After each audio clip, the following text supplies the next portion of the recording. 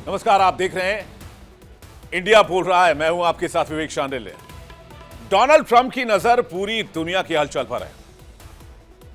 जी हां, लेकिन Donald Trump अपने ही शतरंज की बिसात में घिरते जा रहे हैं। उन्होंने अपने खिलाफ मोहरे तैयार कर लिए हैं। उन्होंने अपने लिए ही जाल बुन लिया है। वेनेजुएला पर हमला किया, अब निशाने पर ग्रीनलैंड है। नतीजा यह है कि नेटो के 8 देश एक साथ मोर्चा खोल चुके हैं। ग्रीनलैंड को लेकर डोनाल्ड ट्रंप की मंशा पर सीधे सीधे सवाल है। डेनमार्क के पीएम ने कहा है कि अगर अमेरिका ग्रीनलैंड की तरफ बढ़ा तो समझो नेटो खत्म है। तो क्या नेटो अमेरिका के खिलाफ हथियार उठाएगा? अब नेटो चार्टर का आर्टिकल 5 तो यही कहता है। डेनमार्क जो है वो नेटो सदस्य देश है। नेटो चार्टर का आर्टिकल 5 कहता है कि अगर किसी भी नेटो सदस्य मुल्क पर हमला होता है तो हमलावर के खिलाफ 32 देश एकजुट होकर एक्शन लेंगे, अटैक करेंगे, बदला लेंगे। तो क्या डेनमार्क में घुसने पर अमेरिका के खिलाफ नेटो कार्रवाई कर सकता है? फिलहाल 8 देश, फ्रांस, डेनमार्क और नेटो के 8 देश खुलकर सामने आ गए। इन्होंने साफ चेतावनी दी है कि ग्रीनलैंड का भविष्य वहां के लोग तय करेंगे, वॉशिंगटन से कुछ तय नहीं होगा। मामला सिर्फ एक द्वीप का नहीं है, मामला दखल का है, दबाव का है, ताकत के प्रदर्शन का है और मामला नेटो का है। और क्लियर ग्रीनलैंड की चेतावनी है। साफ तौर पर कहा गया है डेनमार्क की तरफ से कि अगर कोई कदम उठाया गया तो समझिए कि नेटो का भविष्य भी पूरी तरीके से खतरे में आ जाएगा। या तो अमेरिका को नेटो छोड़ना पड़ेगा या फिर नेटो खुद ब खुद डिसॉल्व हो जाएगा, क्योंकि नेटो 2 फाड़ हो सकता है, आधे अमेरिका की तरफ, आधे डेनमार्क की तरफ, यानी कि ग्रीनलैंड की तरफ। तो क्या नेटो अपने ही सबसे ताकतवर सदस्य अमेरिका से टकराव के मुहाने पर खड़ा है? डोनाल्ड ट्रंप वार्न कर रहे हैं, ग्रीनलैंड चाहिए किसी भी कीमत पर, साम दाम दंड भेद। यानी अगर ग्रीनलैंड में अमेरिका ने घुसने की कोशिश की तो अमेरिका के सामने नेटो की चुनौती खड़ी होगी। और यही वजह है कि दुनिया आज ट्रंप के हर शब्द को सिर्फ सुन नहीं रही, उसके मायने भी तलाश रही है। तो क्या अमेरिका दुनिया के सबसे मजबूत सैन्य संगठन नेटो के खिलाफ लड़ेगा? आज इसी पर करेंगे डिटेल से चर्चा। दुनिया भर से मेहमान हमारे साथ जुड़ेंगे। दोस्तों, अमेरिका इस वक्त बेहद खतरनाक मोड़ पर नजर आ रहा है। बेशक वो सुपर पावर है, लेकिन डोनाल्ड ट्रंप की नीतियों की वजह से, उनकी हड़प नीति की वजह से अब अमेरिका पर भी संकट के बादल है, जंग के बादल है। पहले वेनेजुएला पर हमला करके उसका अधिकार छीन लिया गया और अब ग्रीनलैंड को लेकर डोनाल्ड ट्रंप के बयान और मंशा दोनों ही ठीक नजर नहीं आ रहे। इन दोनों घटनाओं को जोड़कर एक बड़ा सवाल खड़ा हो गया है। क्या अमेरिका एक बार फिर सुपर पावर होने की आड़ में दुनिया के नक्शे से खेलने की कोशिश कर रहा है और ग्रीनलैंड को अमेरिका में मिलाना चाहता है? लेकिन क्या ग्रीनलैंड अमेरिका में लाया गया तो डेनमार्क खामोश रहेगा, नेटो खामोश रहेगा? क्योंकि नेटो देशों ने क्लियर वार्निंग दे दी है कि अगर डेनमार्क की तरफ, ग्रीनलैंड की तरफ पीएम डोनाल्ड ट्रंप बढ़े तो फिर ये मामला सिर्फ एक देश का नहीं रह जाएगा। या तो नेटो खत्म होगा या फिर अमेरिका को इसकी कीमत चुकानी होगी। क्योंकि ग्रीनलैंड सिर्फ एक बर्फ से ढका द्वीप नहीं है, बल्कि आकृति की चाबी भी है, मिलिट्री स्ट्रेटजी का केंद्र और खनिज संसाधनों का खजाना। ट्रंप पहले भी ग्रीनलैंड को लेकर बार बार बयान दे चुके हैं और उनके ताजा बयानों के बाद दुनिया में हलचल मच गई है। क्या कहा है डोनाल्ड ट्रंप ने, पहले आप ये सुनिए, उसके बाद इसका विश्लेषण और उस पर debate. We need Greenland for national security, not for minerals. We have so many sites for minerals and oil and everything. We have more oil than any other country in the world. We need Greenland for national security. And if you take a look at Greenland, you look up and down the coast, you have Russian and Chinese ships all over the place. We need it for national security. We have to have it. तो Donald Trump कह रहे हैं हमें Greenland चाहिए। नतीजा यह हुआ कि नेटो के 8 देश एक साथ अमेरिका के खिलाफ खड़े हो गए। France, Mexico, Cuba, Colombia, Iran, Denmark, रूस, चीन सब इसके खिलाफ हो गए। लेकिन नेटो के जो 8 देश हैं वो भी इनके खिलाफ खड़े हो गए। हालांकि ये तो वर्ल्ड सिनारियो है, चीन, रूस नेटो में नहीं है, ईरान नेटो में नहीं है, लेकिन ये वर्ल्ड सिनारियो भी देख लीजिए, थर्ड वर्ल्ड वॉर का सीन कैसे बनता दिख रहा है। ये सभी देश अपने अपने कारणों से अमेरिकी वर्चस्व की नीति के खिलाफ मुखर रहे हैं। इस बार का मुद्दा सिर्फ अमेरिका बनाम बाकी दुनिया का नहीं, अब नेटो के भविष्य का भी है। नेटो की ओर से कड़ी चेतावनी दी गई है, अगर ग्रीनलैंड की तरफ कोई भी आक्रामक या दबाव वाले फैसले हुए तो उसका असर पूरा नेटो पर होगा, नेटो के ढांचे पर होगा। सवाल यह नहीं कि ग्रीनलैंड किसके पास जाएगा, सवाल यह है कि नेटो अपने ही सबसे ताकतवर सदस्य देश अमेरिका के फैसले के ऊपर क्या रिएक्ट करेगा। क्या नेटो डिसॉल्व हो जाएगा, खत्म हो जाएगा, टूट जाएगा, या दूसरी तरफ नेटो के चार्टर का आर्टिकल 5 एक्टिवेट होगा, यानी एक पर हमला तो सब पर हमला, और सब मिलकर अमेरिका के खिलाफ मोर्चा खोलेंगे। क्योंकि डेनमार्क भी नेटो में ही है और डेनमार्क साफ कर चुका है कि ग्रीनलैंड कोई बिकने वाली चीज नहीं है। डेनमार्क ने कहा है कि ग्रीनलैंड के भविष्य का फैसला वहां के लोग करेंगे। तो फिर ट्रंप के इस बयान का मतलब क्या है? आर्कटिक रीजन में अमेरिका की सैन्य और आर्थिक पकड़ मजबूत करने की रणनीति अमेरिका की दिखती है, जो कि पहले ही इस रीजन में बहुत पावरफुल है। अमेरिका के कई बेसेस हैं, थुले एयरबेस भी इसी में से एक आता है। लेकिन रूस और चाइना को काउंटर करने के लिए अमेरिका चाहता है कि ग्रीनलैंड उसकी टेरिटरी में दिखे और वहां पर अमेरिकी झंडा लहराए, क्योंकि रूस पहले से ही आर्कटिक में अपनी सैन्य मौजूदगी बढ़ा रहा है। चीन इसे पोलर सिल्क रोड कहता है। ऐसे में ग्रीनलैंड 3 महाशक्तियों के बीच टकराव का मैदान बन जाए, यानी जैसे रूस के लिए यूक्रेन बनता दिख रहा था, वैसे ही ग्रीनलैंड हो जाए अमेरिका के लिए। उससे पहले ग्रीनलैंड को हासिल कर लो। यूएस का डेनमार्क और ग्रीनलैंड से करीबी रिश्ता रहा है। डेनमार्क नेटो का सदस्य है, डेनमार्क नेटो का संस्थापक सदस्य है। यूएस को ग्रीनलैंड में सैन्य बेस रखने की अनुमति है। यूएस ग्रीनलैंड को राष्ट्रीय सुरक्षा की फ्रंटलाइन मानता है। ग्रीनलैंड में दबदबे से संभावित खतरे को रोकना मकसद है। ग्रीनलैंड में आर्कटिक में मौजूद है और आर्कटिक में रूस और चीन की गतिविधियां बढ़ रही है, इसलिए अमेरिका इसे नेशनल सिक्योरिटी से जोड़ता है। लेकिन सारी चीजों को अगर एक तरफ रख दिया जाए तो दूसरी तरफ नेटो खड़ा होता है। अब अगर नेटो पर ही हमला हो जाएगा, नेटो के सदस्य देशों पर हमला हो जाएगा, तो बाकी के नेटो देश क्या करेंगे? क्योंकि नेटो एक सैन्य संगठन है और 32 देशों के नेतृत्व में व्यवस्था चलती है, और नेटो के भीतर ही अमेरिका के फैसलों पर अब खुलेआम सवाल उठने लगे हैं। तो क्या नेटो अपने विघटन की ओर बढ़ रहा है या नेटो अमेरिका के खिलाफ खड़े हो रहा है? फ्रांस पहले भी नेटो को ब्रेन डेड कह चुका है। अब ग्रीनलैंड जैसे मुद्दे पर सीधे चेतावनी आ रही है अमेरिका के लिए। तो ये महज बयान नहीं है, ये दरार के संकेत है, यूरोप और अमेरिका के बीच दरार। और यही चीज दुनिया को डरा रही है, क्योंकि विध्वंस हुआ तो असर सिर्फ वेस्ट तक नहीं रहेगा। डोनाल्ड ट्रंप का रिकॉर्ड रहा है अंतर्राष्ट्रीय समझौतों से हटना, संयुक्त राष्ट्र को नजरअंदाज करना, अमेरिका के फर्स्ट के नाम पर ग्लोबल सिस्टम को हिलाकर रख देना, टैरिफ के नाम पर टैरिफ टेररिज्म खड़ा कर देना, और अब नेशनल सिक्योरिटी के नाम पर पहले वेनेजुएला, उसके बाद ग्रीनलैंड, उसके बाद ईरान, उसके बाद क्यूबा, उसके बाद कोलंबिया, उसके बाद मैक्सिको। अंतहीन सिलसिला है। यह जियोपॉलिटिकल सिचुएशन को विस्फोटक बना सकता है। और जब अमेरिका अपने सहयोगियों की नहीं सुन रहा, तो फिर दुनिया में किस देश की वो सुनेगा? अगर ग्रीनलैंड पर हमला हुआ तो समझिए कि नेटो खत्म है, यह डेनमार्क कह रहा है। डेनमार्क कह रहा है कि ग्रीनलैंड डेनमार्क का अभिन्न अंग है।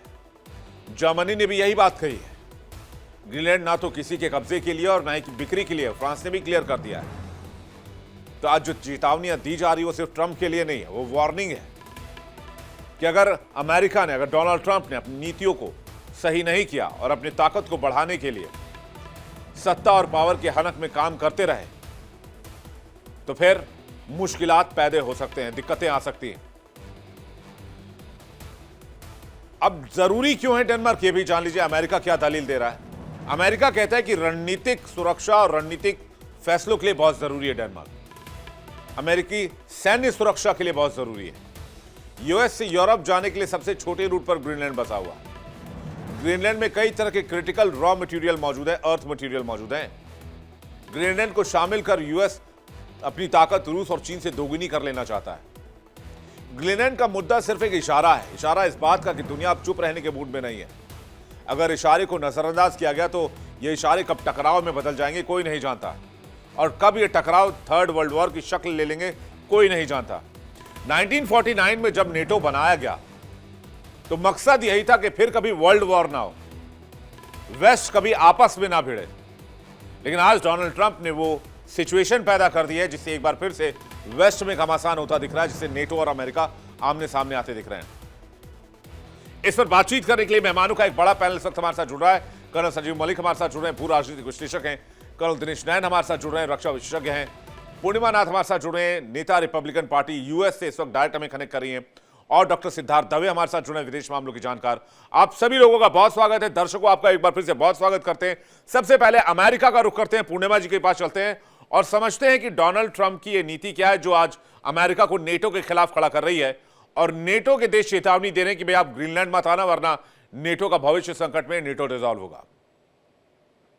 Thank you so much for having me. नमस्ते, जय हिंद। पहले तो जय हिंद मैम। विवेक जी ये कहना, जय हिंद। पहले तो ये कहना बहुत इंपॉर्टेंट है कि 1949 में ये शुरू तो हुआ था, 12 कंट्रीज था, लेकिन अमेरिका हमेशा उसका इंजन रहा है, उसका बैंकर रहा है, उसका आर्किटेक्ट रहा है और उसका कमांडर रहा है। जो पैसा देगा वही कमांडर होगा, यही एक आइडियोलॉजी से वो चल रहा था।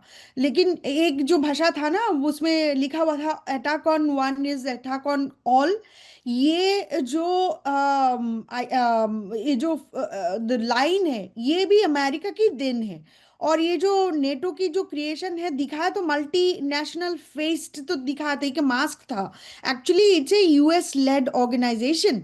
अभी उसका ब्लूप्रिंट भी अमेरिका ने बनाया, फंड भी अमेरिका ने किया, यूरोप को वहाँ पे साइन अप करने के लिए अमेरिका ने पुश किया है, यूरोप को डिपेंडेंट करवाया है नेटो के ऊपर, अपने आप को प्रोजेक्ट किया और बिठाया, पोजीशन किया as a protector of European countries. आज उनकी हालत देख लीजिए। Europe is finished, Europe is completely dependent on NATO and America basically.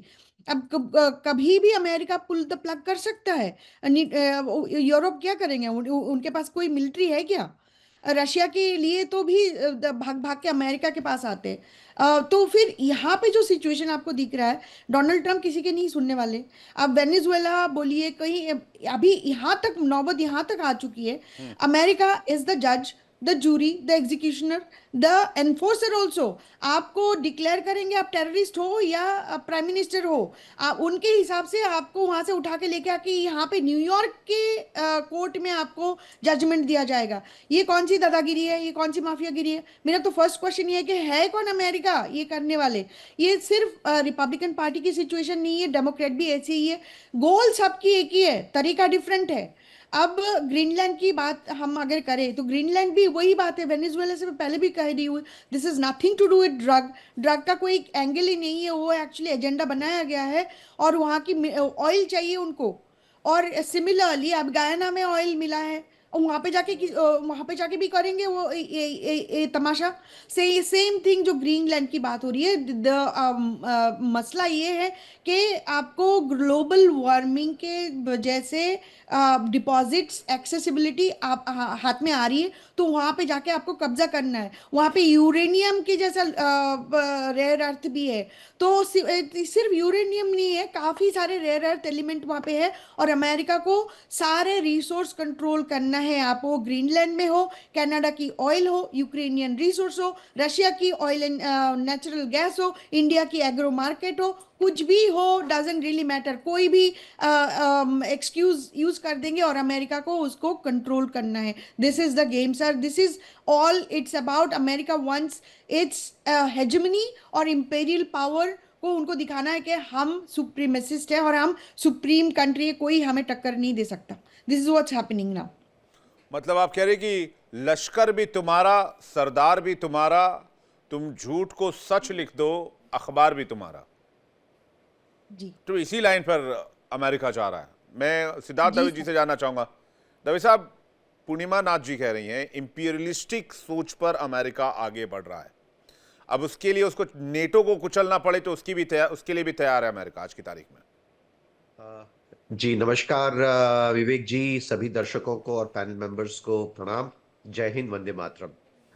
विवेक जी, ये मुद्दा केवल ग्रीनलैंड या फिर डेनमार्क या नेटो का नहीं है, बल्कि मैं समझता हूं प्रेसिडेंट डोनाल्ड ट्रंप की पर्सनालिटी, वर्ल्ड व्यू और जो पावर पॉलिटिक्स की जो सोच है उसको समझे बिना इसका सही आंकलन नहीं किया जा सकता है। तो मैं इसको दो हिस्सों में इसको विश्लेषित करता हूं। पहला, ट्रंप की जो वियर्ड पर्सनालिटी है वो क्या है। तो ट्रंप जो है वो पारंपरिक अमेरिकी राष्ट्रपति नहीं है। उनकी पर्सनालिटी जो टिपिकल अब तक के जितने भी राष्ट्रपति रहे वैसी नहीं है। ट्रंप की पर्सनालिटी का कोर ट्रेट क्या है? कोर ट्रेट है ट्रांजैक्शनल माइंडसेट, विवेक जी। तो ट्रंप जो है वो हर रिश्ते को एक डील की तरह देखते हैं। तो चाहे वो नेटो हो, चाहे वो कोई भी अलायंस हो, कोई भी रिलेशनशिप हो देशों के साथ, वो उसको एक ट्रांजैक्शनल माइंडसेट है उनका। नेटो में पे कौन कर रहा है? यूएस कर रहा है। उसके बेनिफिट्स किसको मिल रहे हैं? एलाइज की अगर हम बात करें तो क्या वो यूएस के लिए यूजफुल है? उनके लिए अलायंस कोई नैतिक या कोई ऐतिहासिक कमिटमेंट नहीं है विवेक जी, बल्कि एक उनका एक कॉस्ट बेनिफिट इक्वेशन है। और ग्रीनलैंड भी वो इसी लेंस से उनको वो दिखता है। जैसे आपने अपने ओपनिंग रिमार्क में बताया, स्ट्रेटेजिक आर्कटिक लोकेशन है, रेयर अर्थ मिनरल्स की बात है, एक चाइना रशिया कंपटीशन और यूएस मिलिट्री लेवरेज, ये सब है। बट ट्रंप के लिए ये सॉवरेनिटी इश्यू नहीं है, बल्कि एक strategic asset acquisition, like a businessman है। और दूसरी जो बात है कि ट्रंप जो है वो जानबूझकर विवेक जी ऐसे बयान देते हैं जो उनके एलाइज है उनको असहज करते हैं। मीडिया को जो है वो मीडिया में वो एक डोमिनेटिंग पोजीशन पे आते हैं और उनको एक नेगोशिएशन का एक लेवरेज मिलता है, उनके नेगोशिएटिंग लेवरेज को बढ़ाता है। तो ग्रीनलैंड पर भी अगर आप देखें तो मिलिट्री फोर्स की बात भी वो उसी कैटेगरी में आती है। पहले कुछ एक्सट्रीम बोल दो, फिर पीछे हटकर बेहतर डील लो। तो ये जो उनकी जो है ना रियल एस्टेट वाली जो नेगोशिएशन की जो शैली है, वो रियल एस्टेट उनका एक पार्श्वभूमि कर रही है। तो उनकी वो शैली है कि पहले एकदम एक्सट्रीम बोलो, फिर नेगोशिएशन टेबल पे आके थोड़ा सा एक कदम आप पीछे लो। तो ये जो है उनकी एक नेगोशिएशन की एक शैली रही है। दूसरी अहम बात जो है, जैसा आपने बताया कि वो कोई भी इंटरनेशनल लॉ है, मल्टीलैटरल इंस्टीट्यूशंस है, वो लिबरल वर्ल्ड ऑर्डर में नहीं मानते हैं। ये उनके लिए सबसे असहज है। उनकी सोच केवल एक है कि world is a jungle and power decides rules. और इसीलिए नेटो हो, मतलब चाहे पूरी दुनिया को जंगल, WTO जैसे अमेरिका ने पूरी दुनिया को जंगल ही बना दिया है। जंगल, हाँ। जिसके पास जितना और पावर वो हिसाब से रूल कर रहा है। चाइना के पास क्रिटिकल मिनरल का पावर है, वो उसको इस्तेमाल कर रहा है। जी, भारत को भी 140 जो करोड़ पीपल है हमारे, हमको भी उसको एज ए वेपन यूज करना चाहिए, एज ए टूल यूज करना चाहिए पूरी दुनिया में। राइट। लेकिन जो दूसरा पहलू है जो आपने शुरुआत में बताया कि क्या ट्रंप नेटो को खत्म कर देंगे, तो रियलिस्टिक आंसर और एक शॉर्ट आंसर है कि नहीं। लेकिन इससे जो अभी जो डेवलपमेंट्स हो रहे हैं उससे नेटो कमजोर जरूर हो सकता है। और इसको मैं अगर आप डिटेल में आपके दर्शकों को समझाऊं तो नेटो खत्म क्यों नहीं होगा, पहले इसका मैं आपको उत्तर दे दूं। तो नेटो जो है, नॉर्थ अटलांटिक ट्रीटी ऑर्गेनाइजेशन, वो जो है वो एक कन्फेडरेशन है, जैसे आपने बताया 1949 में बना था। और यूएस डीप स्टेट, पेंटागन, ये सब नेटो के पक्ष में है। और यूएसए का जो मिलिट्री है वो नेटो को एक स्ट्रैटेजिक नेसेसिटी मानता है विवेक जी। और यूरोप में जो यूएस के बेसिस हैं, उनका जो लॉजिस्टिक्स कमांड स्ट्रक्चर है, वो सारे का सारा नेटो से जुड़ा हुआ है। इसके अलावा कांग्रेस जो है, यूएस कांग्रेस, वो भी ट्रंप को रोक सकती है, क्योंकि नेटो से बाहर निकलना आसान है। एक एग्जीक्यूटिव डिसीजन नहीं है, उसपे काफी सारी लीगल बातें हैं, फंडिंग है, ट्रीटी कंस्ट्रेंट्स है। और सबसे अहम बात जो है वो रशिया फैक्टर है। यूक्रेन वॉर के बाद नेटो पहले से ज्यादा, मैं समझता हूं कि यूरोप में अभी रेलेवेंस हो चुका है उसका। और फिनलैंड और स्वीडन जैसे देश है वो भी चाह रहे हैं कि जुड़ना चाह रहे हैं नेटो के साथ। और ये दिखाता है कि नेटो की जो एक मजबूत स्थिति हो रही है। इसलिए नेटो जो है वो ओवरनाइट कोलैप्स नहीं हो सकता है। लेकिन ओवरनाइट कोलैप्स नहीं होगा तो फिर अमेरिका के खिलाफ खड़े हो। लेकिन जो मैं उसमें सबसे बड़ा जो किंतु है वो ये है कि जी बिल्कुल। जो ट्रम्प जो है वो नेटो को कैसे नुकसान पहुंचा रहे हैं उसके बारे में मैं आपको बताता हूं। तो जो ट्रस्ट इरोजन है वो यूएस कर रहा है। जैसे पूर्णिमा जी ने बताया कि पहले उसका जो नारा था, कोर प्रिंसिपल था, one for all for none. तो ये जो है ये कहीं ना कहीं पे ये इरोड हो रहा है। डेनमार्क के पीएम का भी बयान इसी डर का एक नतीजा बता रहा है। तो ये एक एक बहुत ज्यादा एक डर फैला रहा है। ठीक है। और जो ट्रम्प है वो नेटो को पब्लिकली कहते हैं कि ऑब्सोलीट हो चुका है, अनफेयर है, बर्डन है यूएस एक्सचेकर पे। तो ये जो है लैंग्वेज अलायंस को अंदर से हॉलो कर रहा है। विवेक जी, समय हुआ तो और आगे इस मैं पे वापस विस्तार से इस पे मैं बात लौटूंगा, लेकिन व्हाट अबाउट नेटो वर्सेस, मैं अपने दोनों डिफेंस एक्सपर्ट के पास जा रहा हूं, what about NATO versus America?